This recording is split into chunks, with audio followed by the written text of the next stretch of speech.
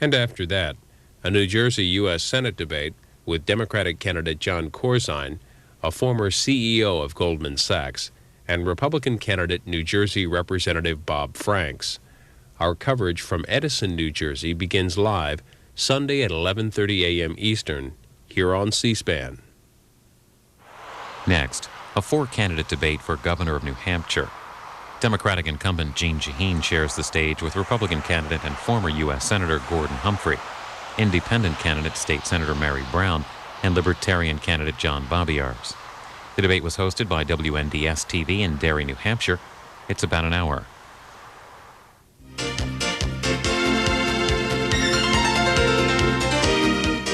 Good evening and welcome to the New Hampshire Governor's Debate.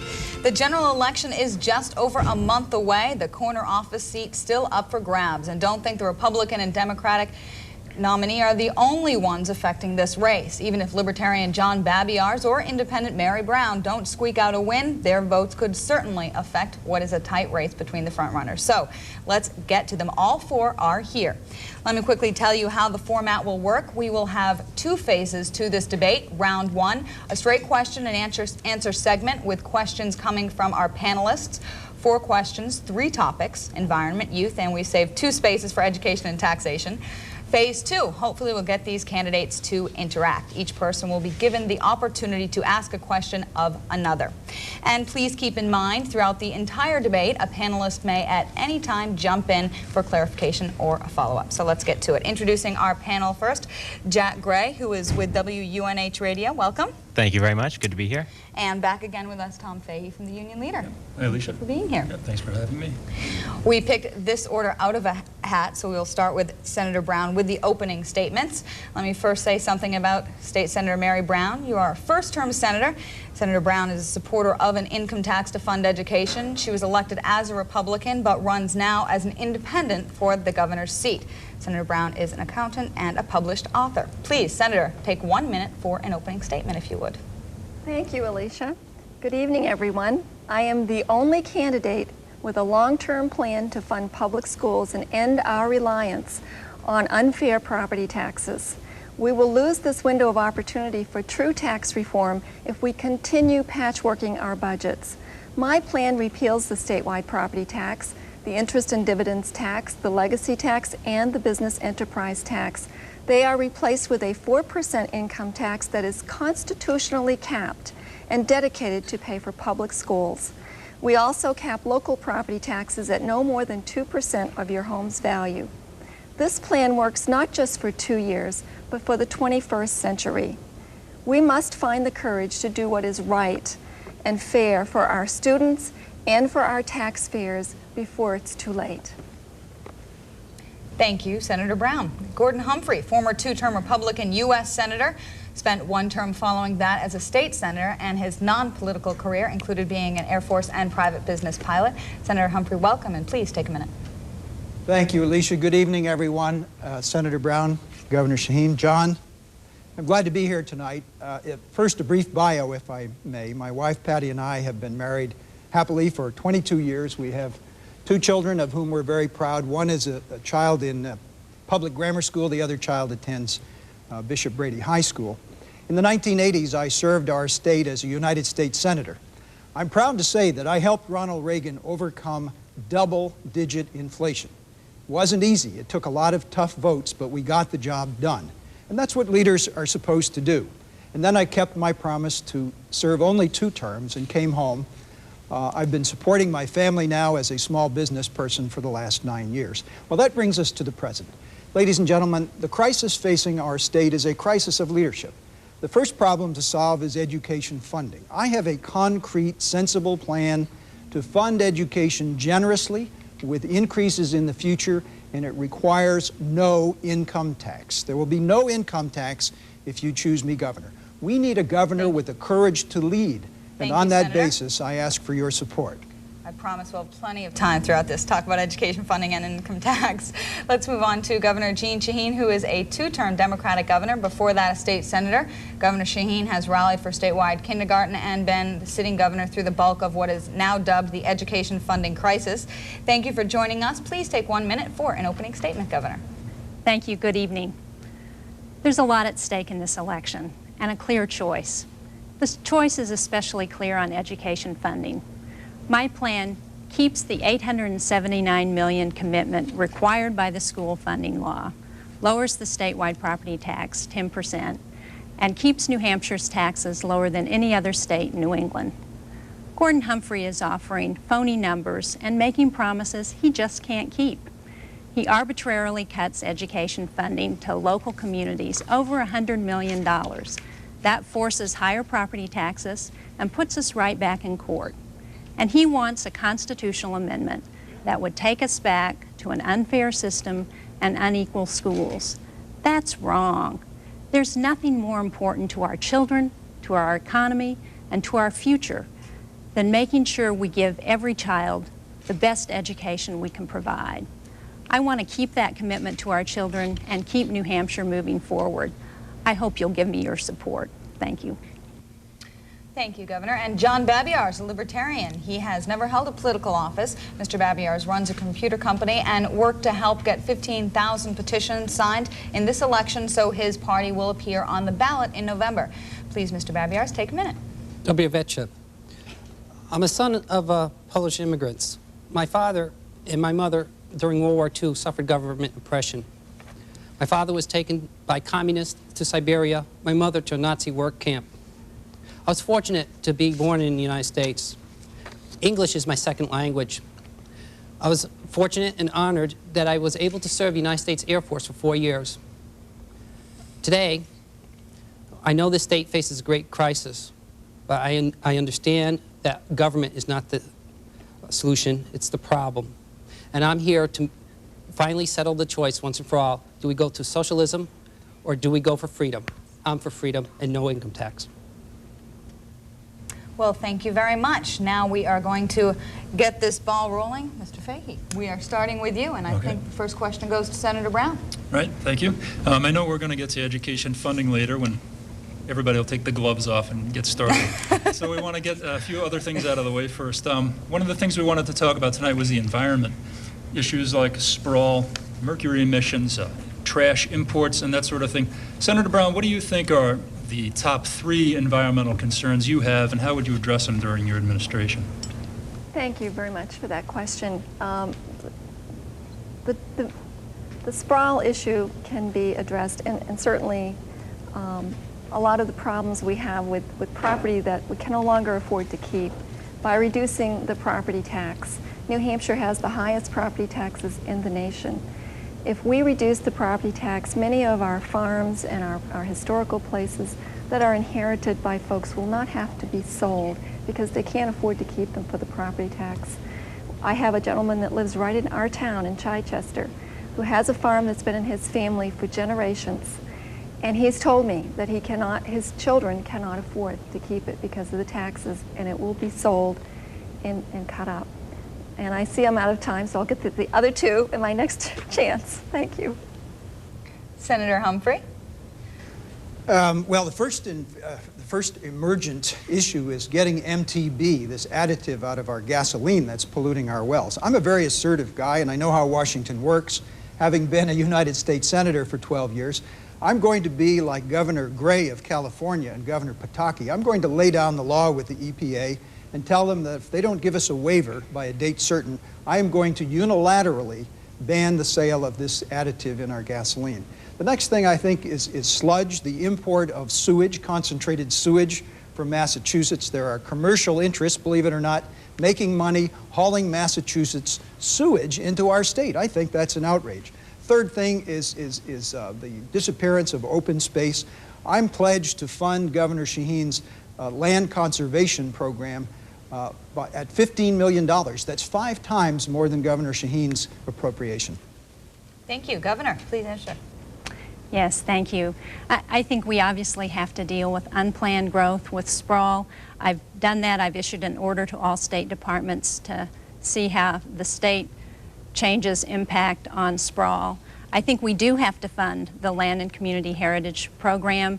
I put more money on the table than the legislature adopted. And we also have to make sure our air and water are clean and we protect our open spaces. Now, to do all of these things, it's going to require funding. And because Gordon Humphrey's numbers in his education plan don't add up, he's not going to have any funding to address either the Land and Community Heritage Program or to help protect our air and water. Mr. Babiarz, 45 seconds. Property rights must be protected, and it's government role to protect property. When government has failed this, and it has time and time again, polluters trespass. One person's pollution trespasses on the other. When somebody pollutes a water table, that water goes to other people's property. Therefore, it's a trespass issue.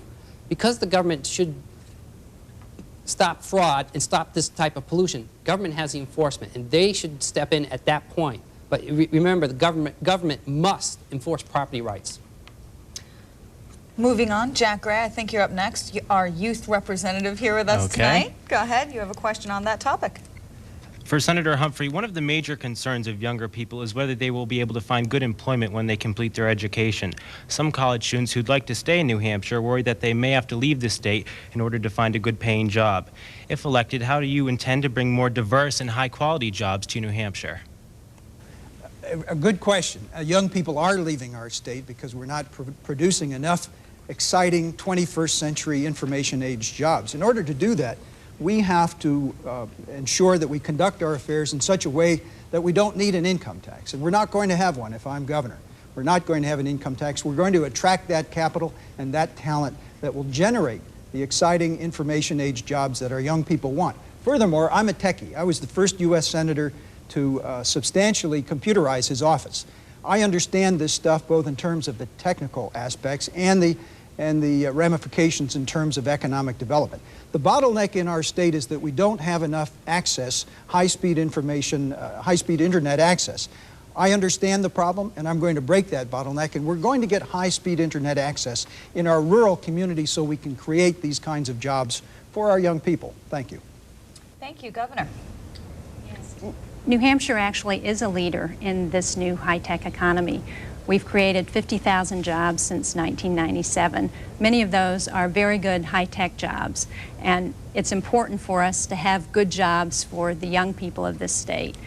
One of the things that we need to do in order to make sure we have the skilled workforce that can take those high-tech jobs of the future is to have the best system of education that we can provide. So we've got to solve education funding, and we've got to do it with real numbers that add up. Unfortunately, Gordon, your education funding numbers don't add up. There's going to be a shortfall that's not going to give us enough money either to continue to fund schools in the future or to provide funding for higher education, which is critical if we're going to keep the young people in the state that we need to take those jobs of the future. And Mr. Babiarz. I own a high-tech business. I do software development myself. I also run an internet service provider business, so I know the technology infrastructure in the state. And the biggest problem I see with the infrastructure is that the state gets in the way with regulatory requirements. In order for us to have young people with good jobs, we need to have a business environment where business is cooperating with the schools to have a technological center. And this state, by the way, is #2 in technology information sciences. And Senator Brown, please, 45 seconds. Thank you. New Hampshire has actually the lowest unemployment rate in New England. There are jobs out there. We need more workers, and we need to make sure that our students are educated, not only in public schools, but also in our university. We will not be able to provide our university with the resources it needs if we continue patchworking our budget, taking monies out of the general fund to put into a school funding plan. We need a tax structure that is fair, that enables us to fund our public schools in a manner that is equitable for everyone. Then we'll have the resources to help the university and to help our young people in this state to be able to stay here and keep the jobs. Thank you, Senator Brown, and I think we're there. Everyone wants to be at this question. We're here. Education funding. We don't discuss enough about education funding. We just don't get enough out. Okay. Governor, when you ran for governor in 1996 and in 1998, you took what's known as the pledge to veto any broad-based tax that came across your desk. You're not doing that this year. You're leaving all the options open at this point with the idea that you'll be able to get a more complete solution to the education funding crisis. Do you think if you hadn't taken the pledge 2 or 4 years ago that you could have done a better job as governor on this issue? No, Tom, I have brought people together. We have an interim school funding plan in place, and I know that the most important issue we have to deal with in the future is getting a long-term funding solution. I have a plan that meets 5 tests. It will keep our commitment to our kids, protect our strong economy, lower the statewide property tax, hold our schools accountable, and keep New Hampshire taxes lower than any other state. It's a plan that includes real numbers that add up, because I know we've got to solve this problem. Gordon Humphrey has offered a plan that has phony numbers that don't add up, that shortchange our communities by over $100 million, that call for a constitutional amendment that would take us back to an unfair system. That's not the way to solve the problem. Mr. Babiarz. We must get Claremont behind us. The court was wrong in its decision, and I'm the only candidate with a solution. The solution is my leadership. The legislature will adopt zero adequacy. Zero satisfies the Claremont in court, the court in Claremont 1, and the court ruled that the legislative cannot delegate this responsibility, nor can anyone usurp this responsibility. Claremont 2 is resolved as zero is factually impossible to disproportionately fund, and Claremont is behind us. Then the legislative branch can get to real solutions with targeted aid. Senator Brown, I think. Thank you. The property tax was instituted over 200 years ago when it represented income.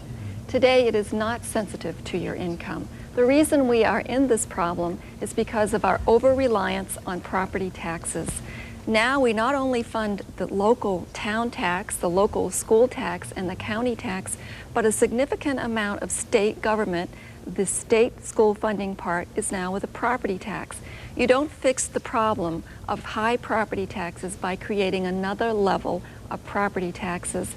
Remember, all of your taxes, no matter what they are paid out of your income. We need a tax that is sensitive to that, not one that ignores it.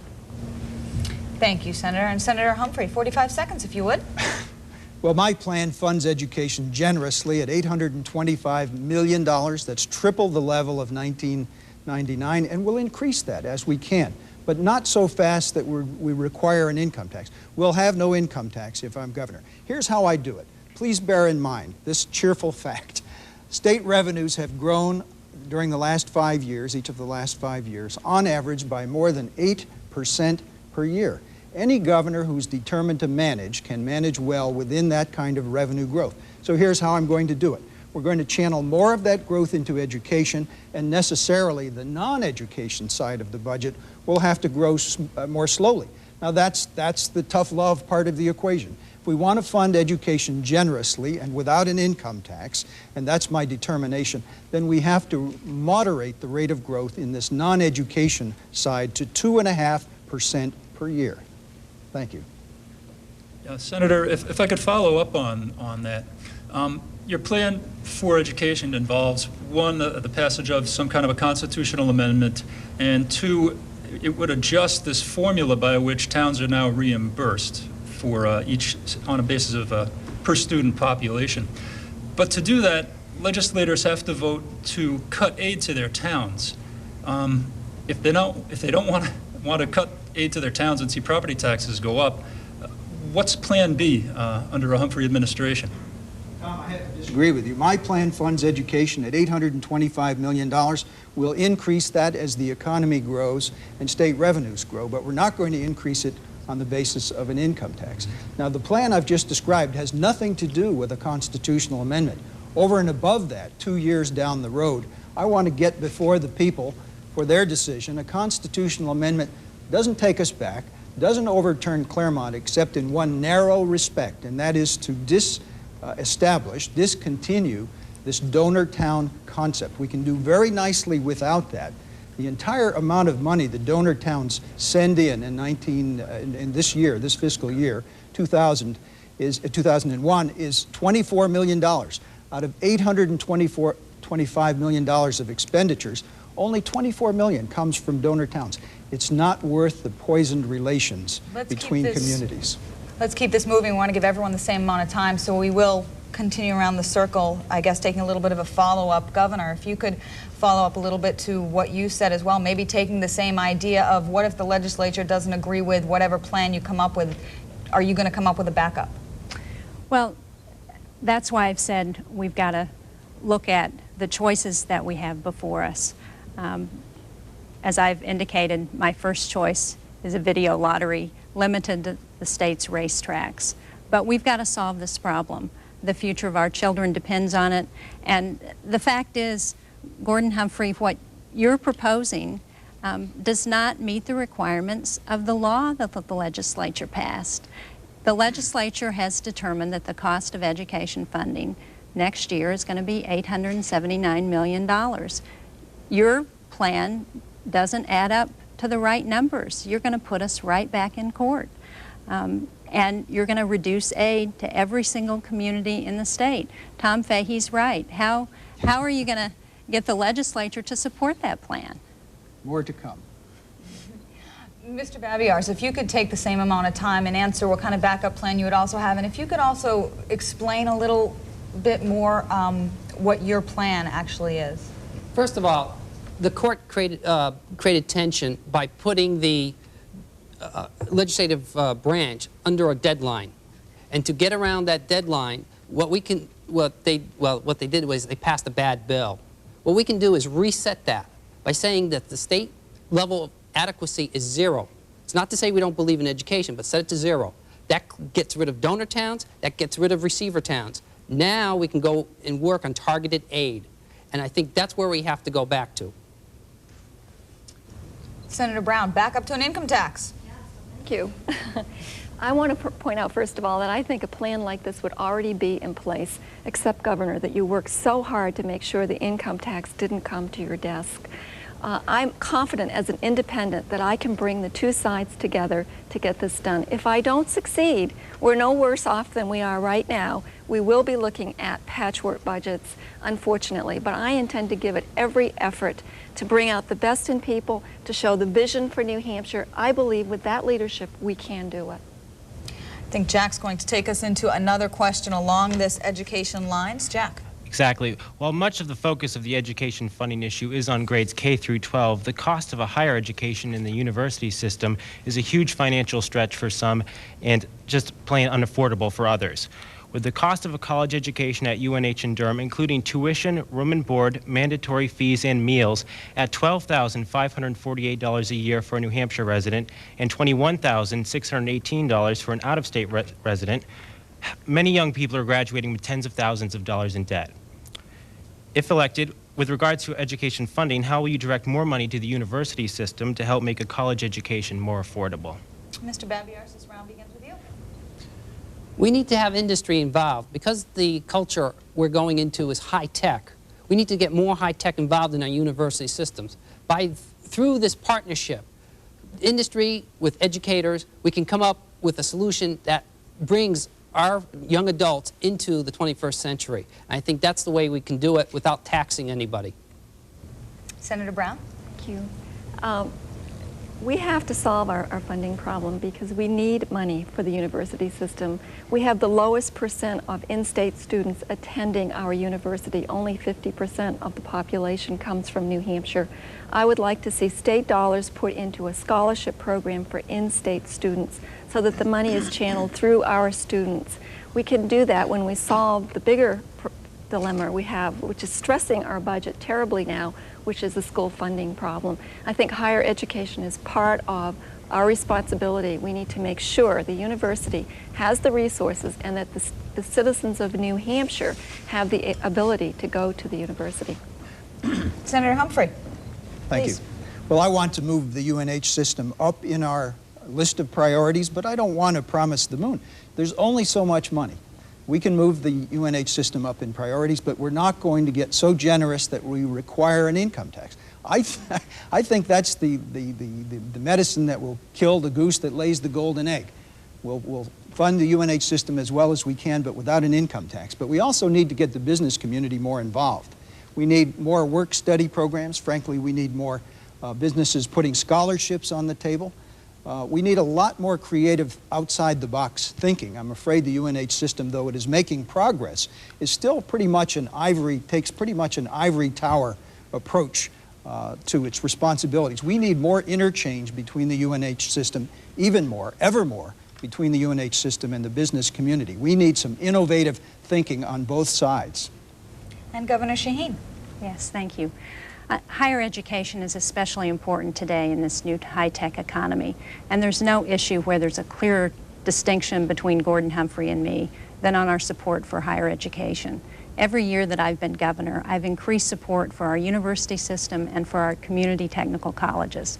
We passed the unique college savings plan to help families begin to save when their children are young for a college education, because it's so important for working families to make sure their children can go to college.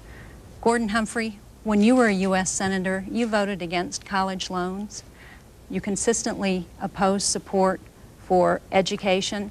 And because the numbers in your education funding plan don't add up, you're not going to have any money left over to help with higher education or anything else. A brief follow-up, if we could. I mentioned earlier that the cost of an out-of-state tuition for an out-of-state resident is a lot more than an in-state resident would pay. Do any of you have any plans or desire to close that gap a little bit to maybe attract some students from other states to New Hampshire? Let's all take 30 seconds on this one. We'll begin again, Mr. Babiarz, with you, because we're on that round. New Hampshire schools are for New Hampshire citizens. Other states do the same sort of technique of charging more for out-of-state students. That's great, but we have to worry about New Hampshire people first. Senator Brown. Well, as I said, we have 50% of our population, according to the last study I saw, that are in-state students. So I agree, we're the lowest in the country of our own students attending our university. So I think the first thing I would want to do is see more of our own students taking advantage of the university. But we certainly need to have the diversity of outside folks coming in. So I think that that is part of the long-term plan, and we'll have to look at how we can do that. Senator Humphrey. Alicia, can I point out again the happy news that state revenues between fiscal years 95 and 99 grew on average 8% per year.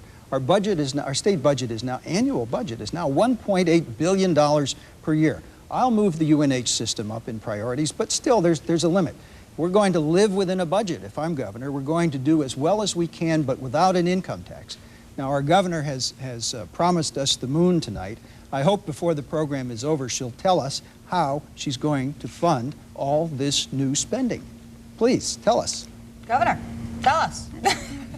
Gordon, your numbers just don't add up. You're wrong on the annual budget, you're wrong on how much revenues have grown, and your education funding numbers are wrong. You know, the fact is I have increased support for the university system, 5% a year for the last 2 years.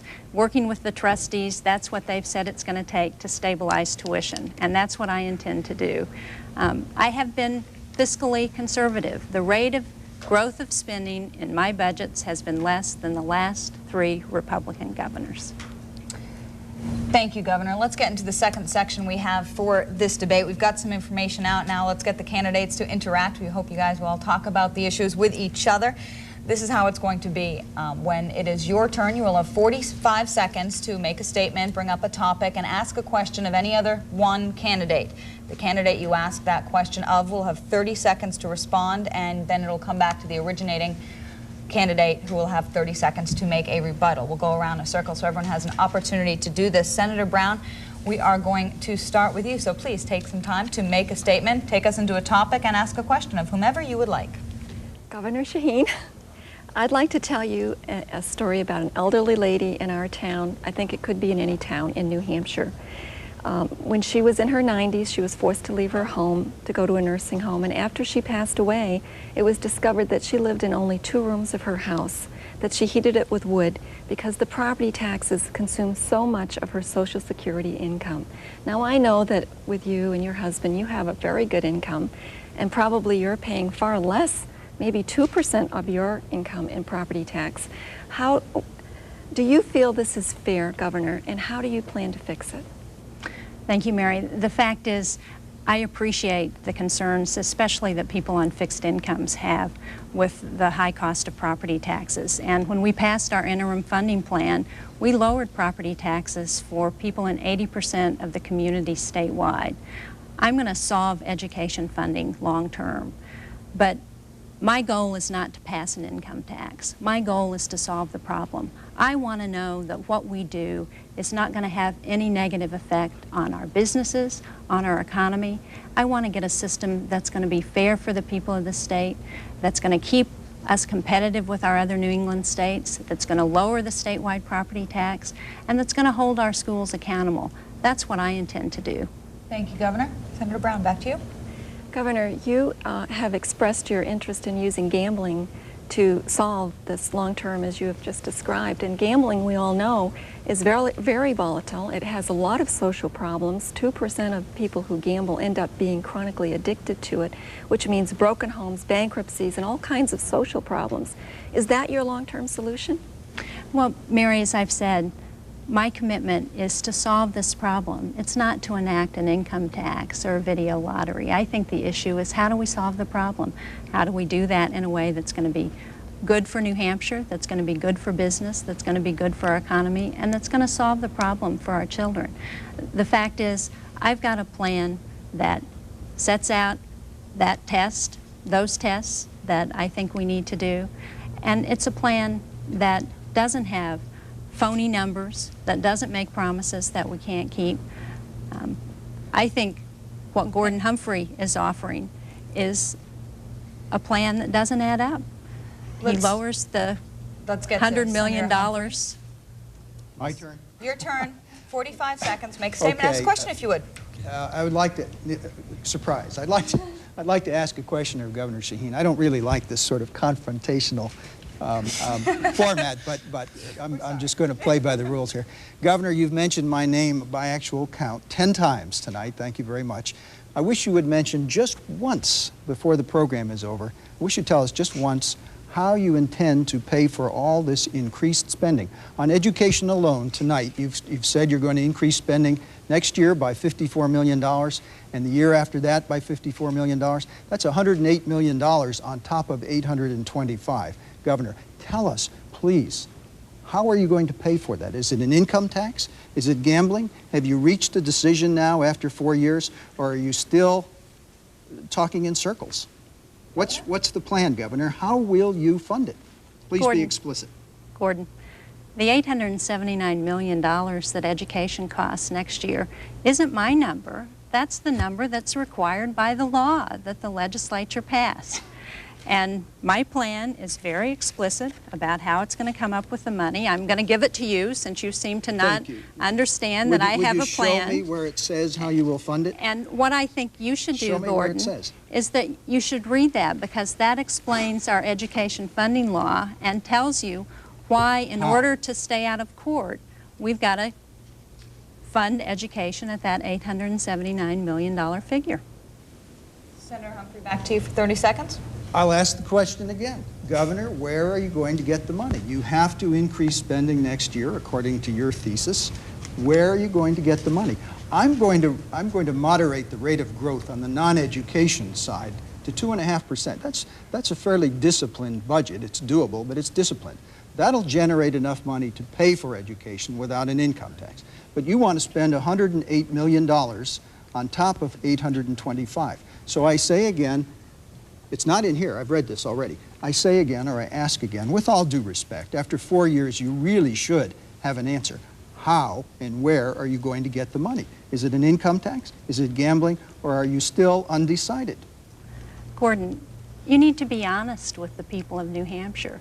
You need to let them know that what you're suggesting at $825 million does not comply with the law that we have in effect. I've been very clear in there that one option for funding education is a video lottery limited to the state's 4 racetracks. And in fact, I've been very fiscally responsible. When the legislature couldn't come up with the money, I put in a hiring freeze, I cut the budget 3%. Today we announced that we ended the 2000 fiscal year with a surplus. Governor, I think since it's your turn next, I'll cut you off there and just real quick response if you have one, Senator Humphrey, to be fair. Okay, Governor, we'll give you your 45 seconds to make a statement and ask a question of whichever candidate you would like. Thank you. Well, Gordon. I'm ready. I'm shocked. I don't know about you guys. Surprise. Local school officials are right now putting together their budgets for the next year. And they're putting them together based on the promise that the state made when it passed its school funding law to fund $879 million. State law says that's the cost of providing an adequate education for next year. You're proposing that we break that law, that we break our commitment to our communities by arbitrarily cutting over $100 million, $50 million a year. Every town would lose state aid. Now, tell us, where should the Derry School Board get the money that you're going to cut out of their education budget? Ladies and gentlemen, here's the nub of the problem. The governor is right in a sense. The legislature passed a bill under duress in the 11th hour before the Supreme Court deadline passed without any effective leadership, I'm sorry to say, from our governor, and they frankly promised more than we can pay next year unless we have an income tax or some other new revenue source. And so what I'm proposing is this. We fund education at this year's level, $825 million. That's triple the 1999 level, and we'll increase that as the economy expands and revenue expands. But we're not going to have an income tax. Now, Governor Shaheen, by her question, has admitted that she wants to increase spending. So again, Governor, I ask you, where are you going to get the money? Governor, back to you. Is it an income tax? Come on, fess up. Gordon, I'm going to comply with the law. That's the requirement, $879 million. That's not my number. That's the legislature's number. That's the number that complies with the Supreme Court. We've got to do that in order to solve our education funding problem. What you're proposing will put us right back into court. It will cut education aid to every single community. So what is the Derry School Board going to do when they lose almost $2 million next year? Your numbers don't add up. So you're going to have to either cut state spending or communities are going to be forced to raise property taxes. Mr. Babiarz, it is your turn. Senator Mary Brown. Oh, well, In 1913, the 16th Amendment passed. At the time, a senator said, only the rich will pay, and it's only 1%, and it only will tax the rich who have $5,000. Today, obviously, I must be rich according to those standards. What in the world could you think that your income tax, even with a constitutional amendment and cap, would even hold down the cost of education when local property tax will still be used to supplement it? And finally, with Mark Fernald at 41% and Jim Squires at 23%, do you think you could affect these two opponents' candidacy by people wanting the income tax? I don't know if I can answer all that in 30 seconds. First of all, the plan that I'm proposing is different. It's unique from what any other state has ever done. No other state has enacted an income tax dedicated to public school funding and capped in the Constitution. Those two factors alone guarantee us as taxpayers security that this tax will not just spiral out of control. I also have a cap on property taxes because it's essential that we keep property taxes down so that the communities can heal. We have overused the property tax to the detriment of our communities. The property tax base won't expand when the rate gets too high, and so we end up with higher rates, lower values, higher rates, and lower values, and we wonder why we're in this mess. We have to heal the communities so that the local tax base can begin to grow again. Thank you, Senator. Mr. Babiarz. I hear this same excuse given once a broad-based tax goes in, that we can cap it, we can control it. Every state that I've seen, it just grows and grows. In fact, I escaped Connecticut because of their income tax. How many more people will escape a good state like New Hampshire because they decide to do economic suicide? I have a newsflash for you. We have a broad-based tax. It's called statewide property tax. It has all the components that you fear. It is controlled by the legislature, not the local community. It's our property tax. The ability to own private property, to own your own home, is part of the American dream. And our founders were so concerned that taxes be proportional that they put it in our Constitution. And let me tell you what they said when they first met to set taxes and rates. They said that because it was necessary to set these rates so that every person may be compelled to pay in proportion to his income. Property tax was income 200 years ago. They rode around in horse and buggies. We don't do that today. We have different income.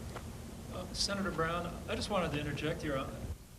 Interesting for people to hear how you can advocate the passage of an income tax, which for years has been tied to a liberal agenda on the political spectrum, and at the same time be Mary Brown, the conservative senator. Could you explain that to people? Thank you for that question. I certainly can.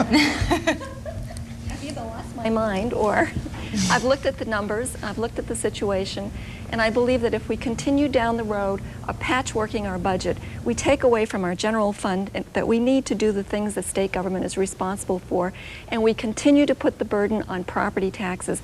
I believe that with the statewide property taxes in New Hampshire over our whole state will now double in a very short time. We have put it was a terrible, terrible solution. I know it was done under duress, and I know it was pressure, but it was a mistake, and we have to take this window of opportunity to correct it. Well, let's give you all equal time to answer that. We'll go backwards this time. Mr. Babiarz, you're next. To respond to what you think, well, help me out here. Can you address it to Mr. Babiarz? Well, it was actually meant for Mary Brown. It's such a unique situation, but yeah, but everybody. Time. Well, I guess the question that would fit across the spectrum is: do you consider an income tax to be inherently a liberal way of running state government? Income tax. Beyond words. Income tax is one of those things that, based on my morality, is slavery to government. When the government puts their first dabs on your income before you even have a chance to spend it, to me it's morally wrong, and I'm morally opposed to the income tax. Governor? I don't think what's appropriate here are making determinations about what's liberal or conservative. I think what's important here is solving the problem. That's what I intend to do. I appointed a commission to take a look at what the options are for funding education. I think we need some hard data, we need some economic analysis, but what I'm not going to do, I am not going to put forward a plan that has numbers that don't add up, that's going to leave us with a shortfall, and that's going to raise property taxes higher and higher, because I agree with Mary Brown. We can't afford to force people out of their homes with the higher and higher property taxes that Gordon Humphrey is going to force with his plan. Senator. Well, the observant viewer will note that Governor Shaheen, 45 minutes into this program, still hasn't told us how she's going to fund this increase in spending next year. She wants $108 million more just for education alone, on top of $825 million, which is a tripling over 1999 aid, and she refuses to tell us how she will or where she will find that money. Is it an income tax, Governor? Yes or no? I thought I was pretty clear. I said it was my first choice is a video lottery. Okay, well, is that it? Is that but you know gambling? what, Gordon? Is that the it, fact gambling? is that your choice, gambling? The $879 million. Wait, I think the time was mine. I think I had the time. What's in the law. Is that your announcement? Is it gambling? Is that it now, finally? You've got my plan. I've you looked know at exactly it. what's no, in I've there. looked at it. It's right, not in there. It's not in there, Governor. I think before we get back to the format, our youth representative here, Jack Gray, has a question to take us into something else, or yes, we can continue? begin with Senator Humphrey if we'd like. College students, many of whom could be viewing tonight, they're hearing the figure of $879 million. They're hearing the figure of $825 million. Many of them are feeling a financial crunch. They're either living in cramped housing or they're paying heavy tuitions. If you're offering the figure of $825 million, Senator, what do you say to the university students, many of whom who vote, who are concerned that their schools might be getting underfunded if you use that lower figure? Well, the $825 million, which I will increase as state revenues grow through economic expansion, and please remember for the third time that we don't really so much have a revenue problem, in that state revenues for the last 5 years have grown on average 8% per year. What we have is a management problem. a problem in setting priorities. But I will move up the UNH system. I am aware that there is a growing backlog of deferred maintenance. When I was in the U.S. Senate, I was in charge of maintenance for the armed services. I know how serious a problem of deferred maintenance is, and I'll address it. Governor, if you could respond, I guess your number's a little higher, but using that number, the same question. Well, Gordon, you just made another promise that you can't keep, because you're not going to be able to fund higher education or anything else with your education plan because your numbers don't add up. You're over $100 million short. The fact is, I have supported higher education each year at a greater level, and I've done it in a way that's kept our budget balanced. We announced today that fiscal year 2000 ended with a surplus, because I understand just how important it is for young people to get the higher education they're going to need for the good jobs of the future. And Mr. Babiarz, 30 seconds. Would that number be able to in any way incorporate higher education and helping that out? I think we have to look at the number and say, what's the number really is all about? And what it is it's still local property tax. It's just call it statewide property tax. So that the whole thing's a sham. And people got to realize that it's still local property tax. So let's get on with this. Let's get the numbers down so what's reasonable, and let's get to work. I know because I'm on a school budget committee, and I'm assembling the numbers now for my own school district. Senator Brown? The latest numbers, and I didn't hear today's, but I think these are pretty close. The deficit in the Education Trust Fund is still about $50 million. And I understand we have a surplus in the general fund somewhere around $17 million. I may be a little bit off on that. But the projected deficit for the next biennium for our school funding is $273 million. And you know, I didn't vote for the bill that gave us the statewide property tax, but I accept the reality that it has passed and that in order to change it will require 51% of House members and senators to agree to send less back to their communities. Now, I think I'll throw a little curveball at you. We're going to go back and do another round of asking a question of each other, very similar. We'll cut it to 30 seconds instead of 45. But here's the curveball. Let's get off this topic. I'm guessing that as governor, there are other things you may have to deal with, whichever one of you takes that office. So, Mr. Babiarz, we're going to start in reverse. We're going to start with you. Anything but education and taxation so the voters can see what else may be affected by your leadership. I am concerned about the environment. And one of the things I see is when we have sludge coming into the state, put on open pits and contaminate the water in Hooksett. I am concerned when, in the middle of a drought, millions of gallons of water were released for a political event. New Hampshire has a precious resource of water.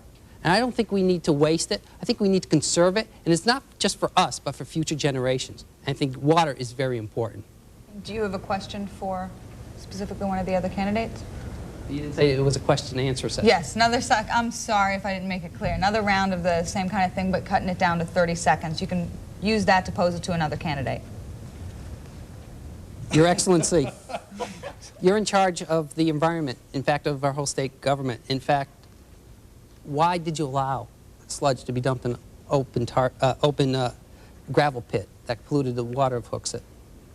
John, I appreciate the concerns about sludge. It is a public health issue, and we need to protect our citizens. The fact is the standards around sludge have gotten stricter since I've been governor. We have a new citizens committee that's overseeing the implementation of those new standards, and we're going to continue to test and make sure that no sludge is spread that is not safe. We're also working hard to make sure that our water is cleaner. I have a new source water protection program to help communities deal with protecting their water. Thank you, Governor. We're going to keep times close because we only have a couple minutes left and we do want to get to closings. Governor, to you, 30 seconds for a question. Whomever you ask will have 30 seconds to respond, and then we'll move on. Gordon Humphrey. I knew it was me. I knew it was you. Sorry. You got into your political career saying that you wanted to end a woman's right to choose. As governor, you clearly intend to limit a woman's right to choose. How do you explain that to the people of this state who believe that women should have? We are getting close on time, Senator. should have the right to well, choose. Here, I'm right to life, and everybody knows that, and that's where I am in my heart, and I make no apologies for that. Here's the entirety of my abortion agenda, if you will, that I want a law that requires an abortion provider, Governor, to notify a parent before performing the procedure in the case of a minor. Now, if you want to advocate that abortions should be, could be, or may be performed on a minor without so much as notifying a parent, well, you go right ahead. I think that's a very unwise position to take. The other law I would seek is a ban on this procedure that is basically infanticide, killing a child as it emerges from the birth canal. Senator? That's the entirety of my agenda. A question to another candidate? Senator? Oh, yes, thank you. And not surprisingly, it's for Governor Shaheen. I'd like to talk about truth in advertising. Now, we're now 51 minutes into the program. Governor Shaheen has flashed around this thing called a plan. Well, I've already read it because it's been out for a few days. Would you show me, Governor, have I missed it? Show me on which page you say how you will find this extra $108 million. It's not in here. This is not a plan. If you don't have a funding source, Governor, my old friend Jeanne Shaheen from Senate days, if you don't have a funding source, and there's none in here, this is a sham. This is not a plan. This is a gimmick. Show me where it is, will you? Gordon, let me show you where this points out what the Supreme Court said we had to do. No, that wasn't the with question. The education I'm funding asking you to say problem. where in this so-called plan you spell out where you'll get the money You know to what, increase Gordon? spending by $108 million. Where? I've been very clear in this plan that Indeed? what I'm offering will fund $879 million, which is what the Supreme Court has required. With which new tax, That's Jean? what We the want to get to legislature Senator has Brown, passed. so she has her With last which new 30 tax? seconds. It's my turn. I want to be fair, so I'm going to ask you the question, since you guys keep asking each other. Okay. Senator Humphrey, we have an aging population, and right now, a third of our nursing homes are in Chapter 11 here in New Hampshire. Do you have any proposals to help solve that? I do, in fact. And let me say that I'm sensitive to this, Mary, my neighbor from Chichester, old friend. My mother's 88. I'm really sensitive to the concerns of elderly persons. In fact, I'm not so darn far from that status myself, come to think of it. Yeah, we need to increase the federal Medicare reimbursement rate. Now, I'm a former United States Senator. I spent 12 years in that city, in that place. I know how Congress works. I know how the executive branch works. And as governor, I'm going to be an activist governor. I'm not going to be hiding behind blue ribbon commissions. I'm going to be activist in solving these problems. And I'm going to work on getting Medicare reimbursements up and special education fully funded. Thank you, Senator. Almost all out of time, if you can believe it. Is that amazing? 54 minutes through. We want to give you each time to have your 1-minute closing statements. So let's move into that final phase. We're going to start in the reverse that we began. So that means you, Mr. Babiarz, get to lead us into the final phase here. Your closing statement, if you would. Thank you, Alicia. The choice is in November. You can vote for professional politicians. Let's give you the same old story, pitting neighbor against neighbor, town against town, selling out to the legislative lobbyists, or you can make a change this November. You can vote for John Babiarz and freedom in November. Thank you. And Governor Shaheen, 1 minute if you would like. Yes. Take it. Thank you. As you could see this evening, there is a clear choice in this election. And there are very real differences between Gordon Humphrey and myself on education funding. I intend to keep the commitment that the state has made to fund education. It's important to the future of our children. It's important to the future of this economy in this state to make sure that we have an educated workforce who can take the jobs that we need, those high-tech jobs for this global economy. Gordon Humphrey is offering a plan that has numbers that don't add up, that cut education over $100 million, that would put us right back in court. So ask yourself, come November, who's better going to be able to solve education funding? Thanks. Senator Humphrey, you're up. Well, Governor Shaheen is right. There are differences between us. For one thing, I'm very straightforward. Out front, I don't hide behind blue ribbon commissions. I don't straddle the fence. I tell you right out, I'm against an income tax, and we're going to manage state spending, that $1.8 billion, in such a way that we can do a first-rate job on education without an income tax. Now, Governor Shaheen, 56 minutes into this program, has still refused to identify where in this so-called plan she will get the money to increase spending $108 million next year. Ladies and gentlemen, this is a special state. I fled here from Massachusetts 25 years ago. Ask yourself this question. If we turn this place into Taxachusetts North, and that's where we're going with Governor Shaheen, then where do our children go? Where is the next New Hampshire to which they can flee? The answer, of course, is there is none. This is a special state, and we need to preserve the best parts of it, and I will. Thank you. And Senator Brown. Thank you, Alicia. If you're tired of politics as usual and partisan bickering, if you want a long-term plan to fund our public schools with a fair and proportional tax, if you want to repeal the statewide property tax before it grows out of control, then you do have a choice in November. I found the courage to leave my Senate seat, to leave my party, and to run as an independent candidate for governor with an income tax. And as an independent governor, I will be able to bring the two sides together and get the job done.